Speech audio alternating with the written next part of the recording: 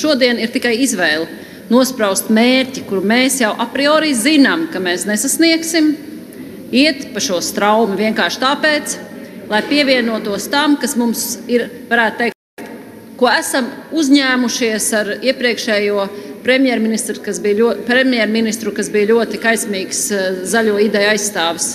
Šīs saistības pašā laikā redzot, ka jau šobrīd visas Eiropas dalībvalsts kopumā vērtējot lielākā daļa no dalībvalstīm apzinās, ka viņas nevarēs kādā no sadaļām šos mērķus izpildīt. Un mēs kā Latvija noteikti arī apzināmies to pašu jautājums, vai mūsu valdība šobrīd, vai parlamentārieši nonākot sarunās augstākajā Eiropas līmenī, cenšas arī pārliecināties, vai mēs arī nevarētu būt tai sadaļā, kas šos mērķus apzināti mudina pārvērst reālos, izpildāmos un sociāli atbildīgos. Un nevis sociāli atbildīgos tajā nozīmē, ka kāds mūsu vietā samaksās, bet tādos, kurus mēs reāli varam paši sasniegt.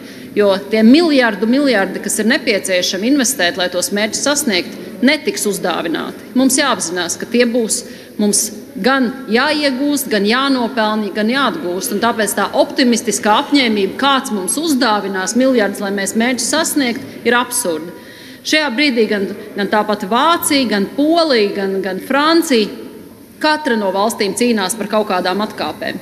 Es ļoti ceru un paļaujos, ka arī mūsu ministri to dara, ka tas darbs notiek, jo mēs visi šodien arī tie, kas atbalstīs, es domāju, šo klimata likumu kopumā un balsos pret šo priekšlikumu apzinās, ka tas ir mērķis, kuru mēs nevaram sasniegt. Un tas ir vienīgais attaisnojums šādu mērķu atbalstīšanai. Jau šobrīd strādājot pie tā, lai mērķi kļūtu reāli sasniedzami un neietekmētu mūsu iedzīvotāju dzīves kvalitāti.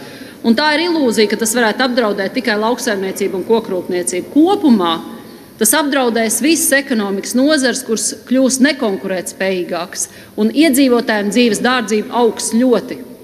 Tā kā aicinu arī pie šiem mērķiem, kurus mēs apzināmies, ir jānosprauž, bet kuri nav reāli, turpināt strādāt, lai mūsu iedzīvotāji novērtētu, ka mēs cīnāmies arī par viņu dzīves kvalitāti.